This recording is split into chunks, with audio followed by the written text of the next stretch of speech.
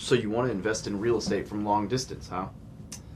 Well, this is everything you need to know, and this is gonna be kind of off the cuff, some bullet points, some talking about kind of how I did it, and this will be a shorter video. I definitely recommend you go read David Green's book, Long Distance Real Estate Investing, because I got a lot of this from that. But we're gonna break this down as simple as humanly possible. So let's go. Intro. Woo, woo, woo. YMCA. God, I haven't had enough coffee. Clearly, because I seem so mellow and calm. All right, look. The biggest, long distance real estate investing is easy. It really depends on your strategy, right? So all of your strategies are going to be totally different. So we're going to talk outside of the strategy, right? Whether you're a wholesaler, a flipper, a BRRRR investor, a BRRRR and B investor, an Airbnb investor, a buy and hold long-term rental investor, a syndicator, or a schmuckaroo, all of the details are going to be way different. But the one thing that's going to be the same is that you need a team. And if you have the team, everything else falls into place, right? So what you need to do to be successful as a long-distance real estate investor is find a real estate agent, find wholesalers, find some kind of deal flow, right? So deal flow. That could be a real estate agent looking on the MLS. I recommend that. Have them set you up on an automatic drip for what you're looking for. It could be wholesalers. I recommend that. Go to Google, type in how to sell my house fast, sign up for all of their buyers lists. So you're getting deals from local wholesalers. Most of the local wholesalers in my market send me deals. That could be bird dogs, meaning people who are just driving around town looking for crap. That could be networking with other investors and saying, yo, if you got something, here's who I am, like in Facebook groups, or at in-person meetups when you're in town, or even attending those in-person meetups virtually during, the pandemic. So getting around people who have deals, whether that's agents, wholesalers, bird dogs, partners, just getting known in the community, whatever, or doing your own marketing, right? That's the reality. If you really want to get crazy, you can do your own marketing with direct mail, cold callers, pay-per-click ads on Google, like all kinds of stuff. But if you don't want to do that, right, that gets into the more complex stuff, then find deal flow. And once you do that, you're going to want to find a property manager because you don't want to be doing long-distance real estate investing on your own. I know people can do it. I know it's possible. I know it's an opportunity. I don't recommend it. Property managers are awesome. Use them. So we got agent, we got property manager. Next up is a lender. You're going to want a local lender. Download the app ICBA. I'm going to show you this. It's like Local Community Bank Locator. Don't ask me why it's an I, but it is. So ICBA. It is an app. It pops up like this. And then it literally just has, and it's not going to let you see it, but literally just has a zip code. So enter zip code. It's 5803. Locate. Hit locate, it searches. This is a community bank locator app. It's still searching. Probably because my service sucks. We're gonna hang out. You're gonna get to enjoy this. Maybe if I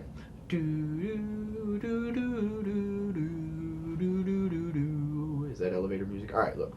So it opens up. Academy Bank, 4.3 miles away. Systematic Savings Bank, 6 miles away. Bank of Missouri, 6.8 miles away.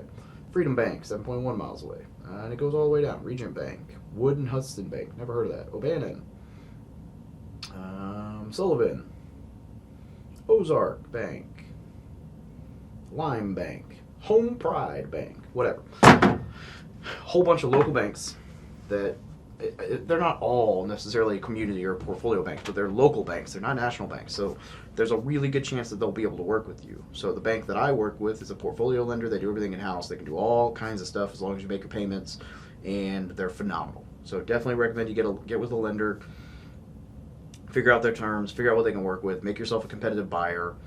And then I guess the next piece would be taxes, CPA. You can do that virtually. You can do that wherever you're stationed. You can do that in the market you're investing. Lots of options. I've got a whole article on finding a tax professional, whether it's a CPA or an enrolled agent. Check that out, article, video. That's really easy. Attorney, you may or may not need an attorney right off the bat. Hopefully you never get in a lawsuit, right? But you may want one for drafting your LLCs. You could also do like LegalZoom or some of those random online companies will help you with LLCs, or you can do that virtually. Not a big deal. I mean, I did most of my LLCs virtually without an attorney on retainer. It wasn't until, I don't know, I got into some hot water that I finally was like, oh my gosh, I need an attorney, and I found one. So,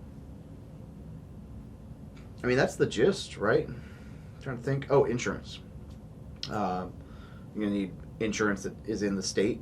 Personally, I'm using State Farm right now. They've been great, but I mean, you can go with a broker and see if you can save some money, and maybe you can't. I don't know. Maybe your insurance is. I was using USA for a long time, but then they couldn't handle my 10 unit, and so I was like, well, I'm not going to use two different insurance companies, so I moved everything. Got a bunch of quotes. So get some quotes, talk to some insurance people, and then investors. The last part on your team is investors, because investors are going to know all these people. So you're going to want to get recommendations for property managers. You're going to want to get recommendations for agents and wholesalers and all these things. So you want deal flow, you want management, and you want systems in the back end, right? And that's it. Long distance real estate investing is really not that scary. You buy a house, you rent it out. Ta-da!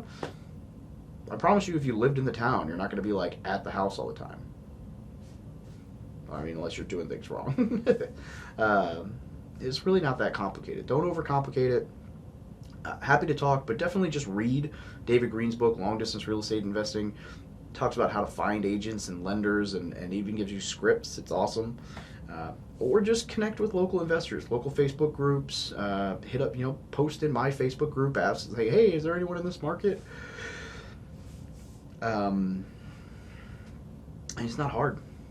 I don't know, like I'm trying to like figure out what I'm missing, but like it really is that easy. If you build a good team, the rest of it falls into place, no matter what your strategy is.